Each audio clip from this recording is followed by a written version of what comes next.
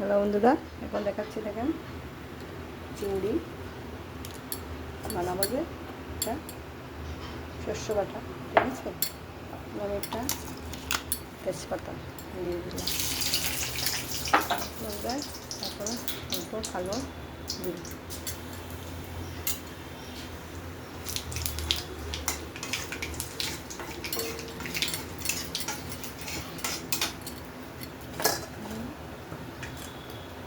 টমেটোটা কেটে রেখে দিয়েছি,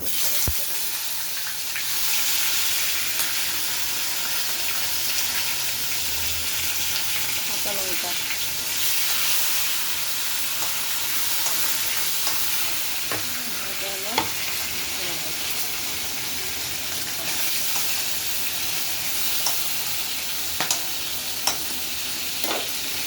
লালতে শেষ করে লেগেছে শেষের কাঁচা লঙ্কা বন্ধুরা নুনটা দিয়ে দিয়েছি, তারপর হলুদটাকেও দিয়ে দিচ্ছি, নুন দিয়েছি, হলুদ দিয়েছি,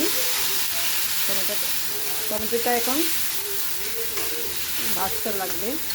আর সফট হয়ে গেলে এটা হলো চুকা দই থাকে না, দই, ঠিক আছে বন্ধুরা।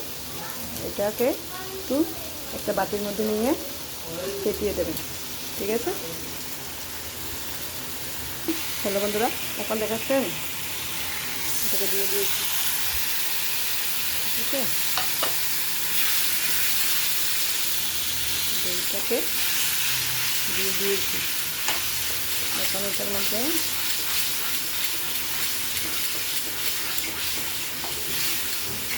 একটু দিয়ে এইটাকে এখন এরকম করে অল্প রান্না করতে হবে, ঠিক আছে।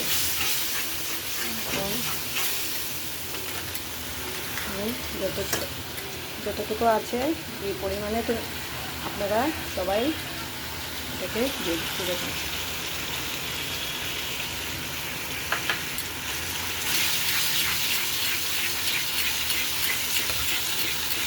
এটাতে বাদামও দিতে পারবেন, বাদাম অল্প কাজু বাদাম পেস্ট করে দিয়ে দেবেন।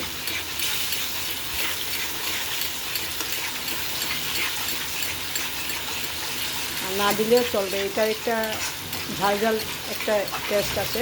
কাজু বাদাম দিলে মিষ্টি মিষ্টি হয়ে যায়, এই জন্য আমার হাজব্যান্ড ভালো পায় না, আজকে এরকমই বানাচ্ছি।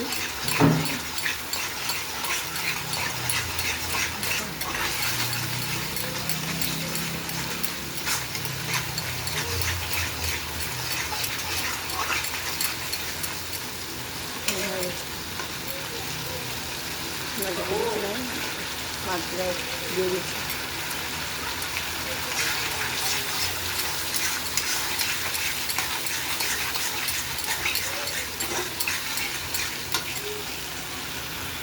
এখন দেখেন এটার মধ্যে অল্প আদা দিয়ে দিচ্ছি, ঠিক আছে। আদা আর অল্প লঙ্কার গুঁড়ো, তো কালার হবে, লঙ্কার গুঁড়ো, আদা লঙ্কার গুঁড়ো শেষ। আর গরম মশলা দিয়ে দেবেন, একটু চিনি দিয়ে দেবেন, না দিলে চলবে, ঠিক আছে বন্ধুরা। দেখেন বন্ধুরা, এখন এটা হয়েই গেছে। এখন আমি এটার মধ্যে কী দেবো দেখেন। আজকে তো আমি গরম মশলাটা দিতে পারেন, না দিলেও চলবে, এটাতে আমি গরম মশলা ছাড়াই করছি আজকে, কেন এটা শস্য আছে না।